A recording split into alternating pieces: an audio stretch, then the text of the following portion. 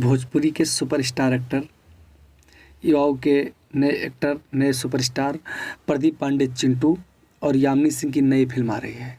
इस फिल्म का नाम है हिंदुस्तानी। इस फिल्म में आपको देव सिंह भी देखने को मिलेंगे। ये फिल्म बहुत ही जल्द आ रही है क्योंकि इसका ट्रेलर रिलीज कर दिया गया है। जहाँ तक उम्मीद है ये फिल्म 26 जनवरी पर सिनेमा हॉल में उतरेगी। देखना है कौन सा कमाल करती है, कौन सा नहीं करती है। नाम से ही प्रतीत हो रहा है कि हिंदुस्तानी यानी एक देशभक्ति बेस्ड फिल्म होने वाली है। इसमें आपको यामिनी सिंह और चिंटू पांडे की अदाकारी देखने को मिलेगी। विलन के रूप में शायद देव सिंह है इस फिल्म में। काफ़ी अच्छी फिल्म होने वाली है। देखने वाली ये बात है कि ये कमाई कितना करती है इस फिल्म में, और क्या भोजपुरी में किसी फिल्म को टक्कर देती है या फिर वैसे ही औसत दर्जे की रह जाती है। धन्यवाद।